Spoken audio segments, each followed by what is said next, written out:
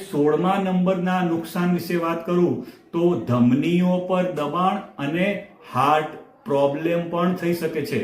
મિત્રો, ટોયલેટમાં મોબાઈલ વાપરતા લાંબા સમય સુધી બેસવાથી પેટ અને પગની ધમનીઓ પર દબાણ આવે છે.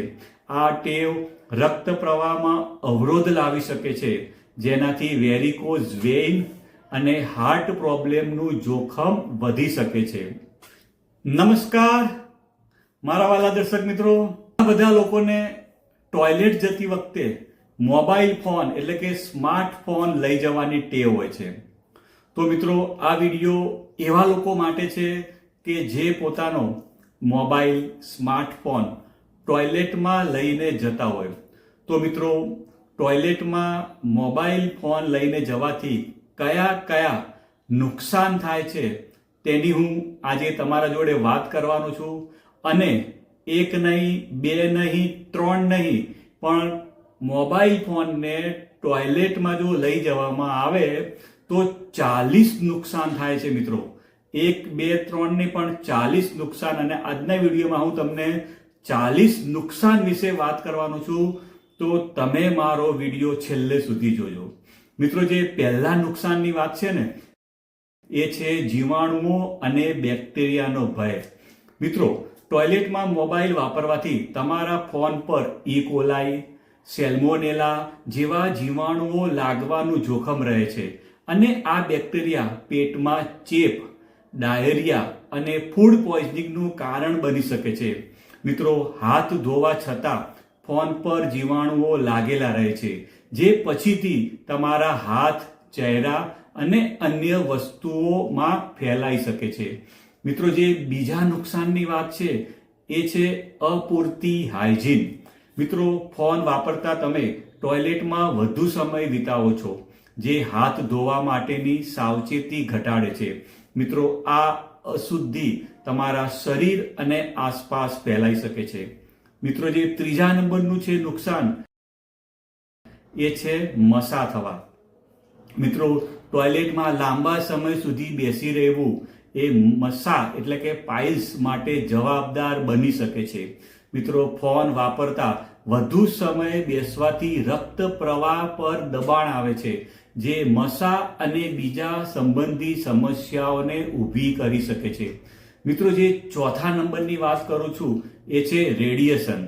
મિત્રો, મોબાઈલના સતત ઉપયોગથી નાનું પ્રમાણમાં રેડિયેશન થાય છે, જે લાંબા ગાળે સ્વાસ્થ્ય માટે જોખમી બની શકે છે. મિત્રો, પાંચમા નંબરની વાત કરું તો આંખો પર તણાવ આવવો.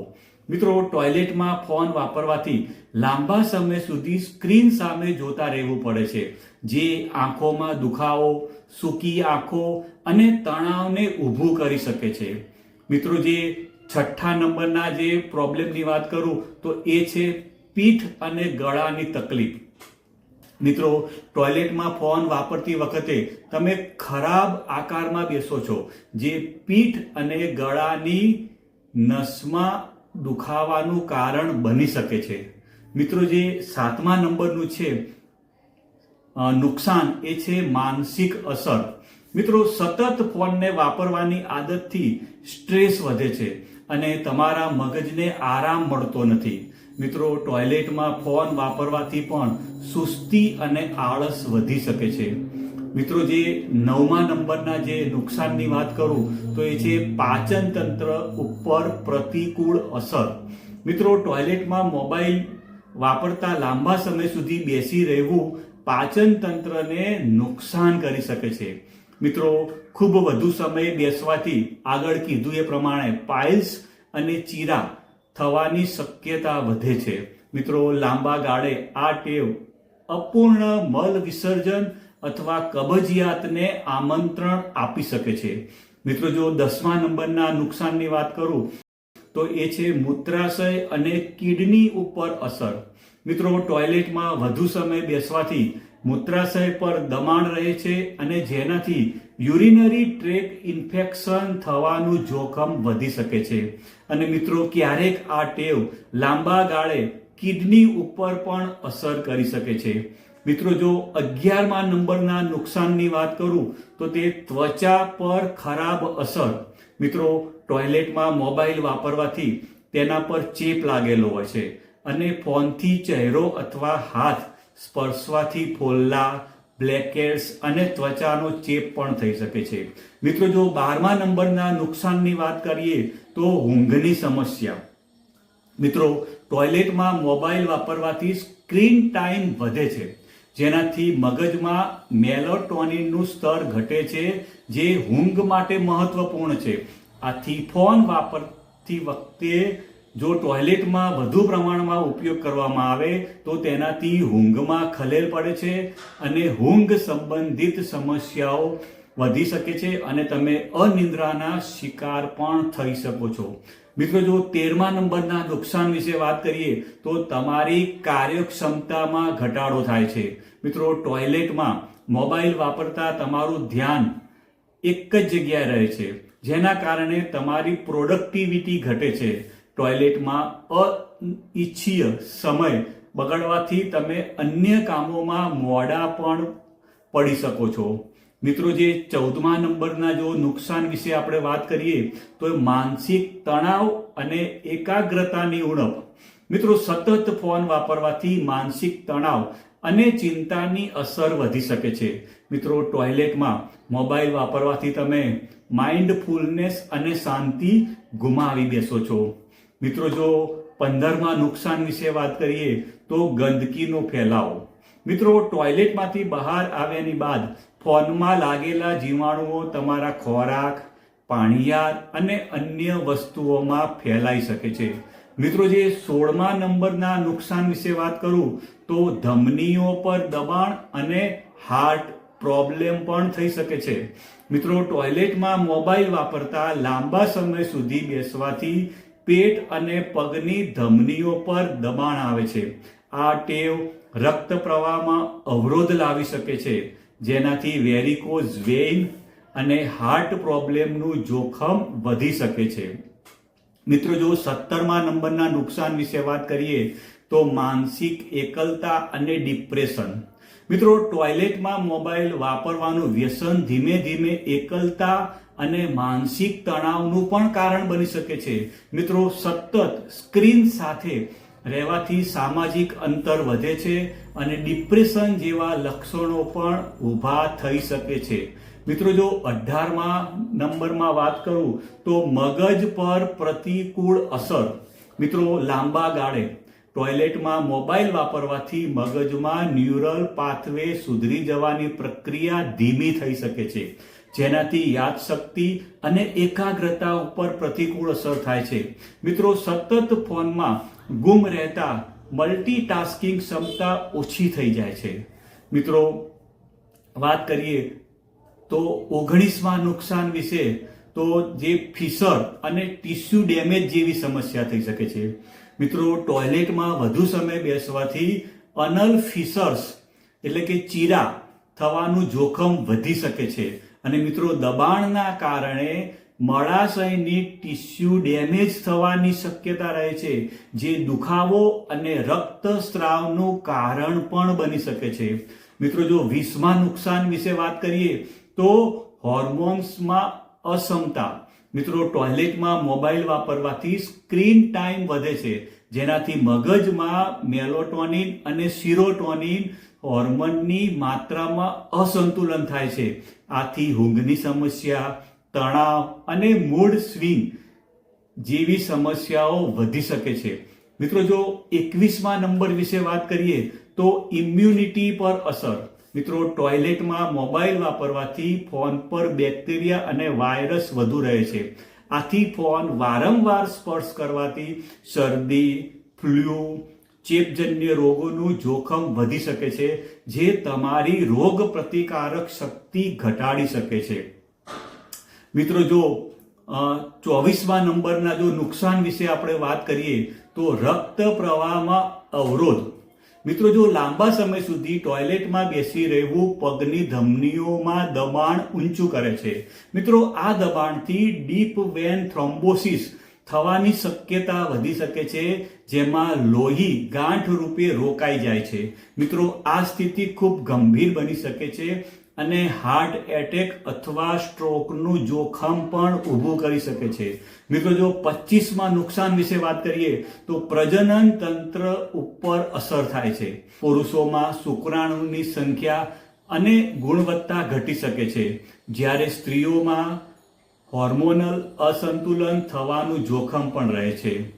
મિત્રો જો 26માં નંબર વિશે વાત કરીએ તો કન્સન્ટ્રેશન અને મેમરી લોસ. મિત્રો ટોયલેટમાં મોબાઈલ વાપરવાથી મગજ સતત ડિજિટલ સ્ટિમ્યુલેશનમાં રહે છે.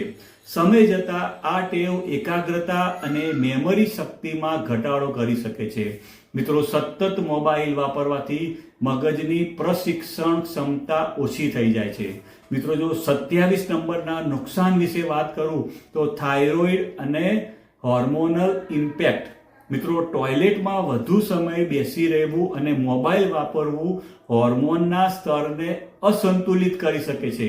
લાંબા ગાળે આ ટેવ થાઇરોઇડ ફંક્શનને પ્રભાવિત કરી શકે છે, જેના કારણે શારીરિક અને માનસિક આરોગ્ય ખરાબ થઈ શકે છે.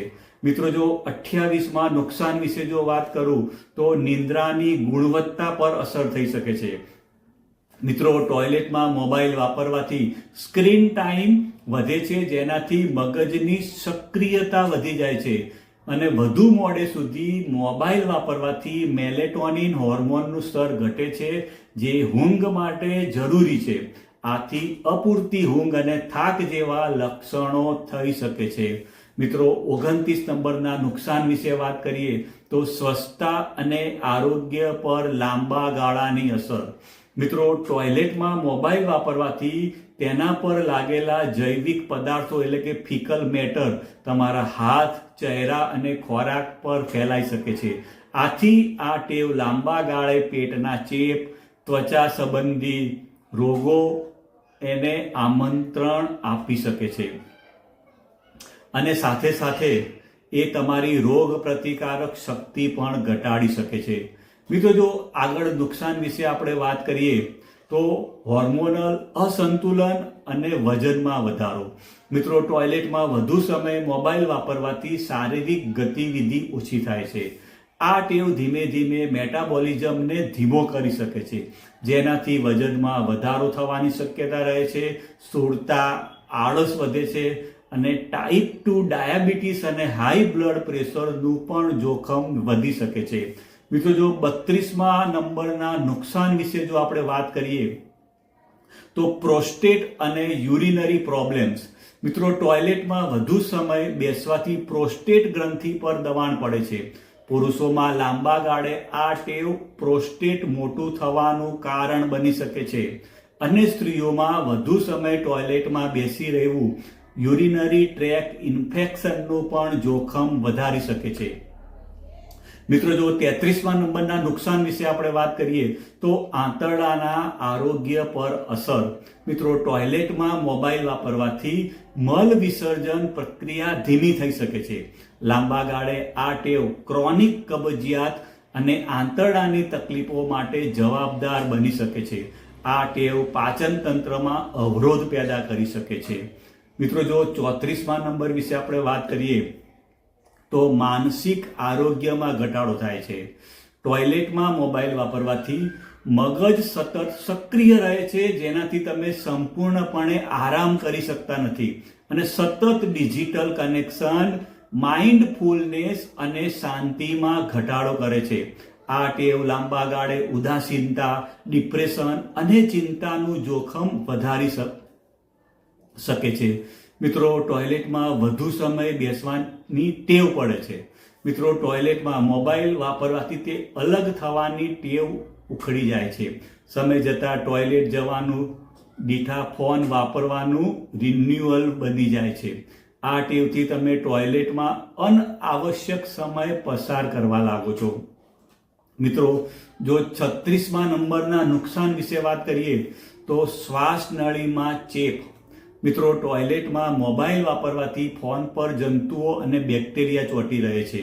આ જંતુઓ શ્વાસ નળી દ્વારા શરીરમાં પ્રવેશે છે, જેનાથી ખાંસી, શરદી અને શ્વસનની સમસ્યાઓ થઈ શકે છે. મિત્રો જો 37માં નુકસાન વિશે વાત કરવામાં આવે તો આંખોની દ્રષ્ટિ પર અસર થાય છે. મિત્રો, ટોયલેટમાં લાંબા સમય સુધી મોબાઈલ વાપરવાથી ડિજિટલ આઈ સ્ટ્રેન થાય છે. લંબાણમાં આ ટેવ દ્રષ્ટિમાં ધૂંધળાપણું, આંખોમાં દુખાવો અને સૂકી આંખોનું કારણ બની શકે છે. અને વધુ ડિજિટલ સ્ક્રીન ટાઈમ માયોપિયા માટે જવાબદાર બની શકે છે. મિત્રો, જો 38 નુકસાન વિશે વાત કરું તો તે ત્વચા પર ફંગલ અને બેક્ટેરિયલ ચેપ થવાના પણ ચાન્સીસ વધી શકે છે. ફોનનો વારંવાર ચહેરા પર સ્પર્શ થવાથી ફોલ્લા, ચામડીનો ચેપ અને એલર્જી પણ થઈ શકે છે. 39 નંબરના નુકસાન વિશે વાત કરીએ તો ટોયલેટમાં વધુ બેસવાથી રક્ત પ્રવાહમાં અવરોધ થાય છે. લોહી યોગ્ય રીતે વહેતું નથી, જેનાથી બ્લડ ક્લોટિંગ અને હાર્ટ એટેકનું જોખમ વધી શકે છે. મિત્રો, સ્માર્ટફોન ટેકનોલોજી પર અસરો. ટોયલેટમાં ભેજ અને ગરમ ભાપથી મોબાઈલની બેટરી અને મેમરી પર અસર થઈ શકે છે. ભેજથી ફોન ધીમે ધીમે નષ્ટ થાય છે અને તેની કામગીરી પણ ઓછી થાય છે. મિત્રો, તમને મારી નમ્ર વિનંતી કે ટોયલેટમાં મોબાઈલ લઈ જવાનું બંધ કરો. મિત્રો, તમને મારો વિડીયો સારો લાગ્યો હોય તો વોટ્સઅપમાં તમારા બધા જ મિત્રોને શેર કરજો અને સારો લાગ્યો હોય તો લાઈક કરજો. ફરીથી મળીશું એક નવા વિડીયો સાથે. આવજો મિત્રો, બાય બાય, આવજો.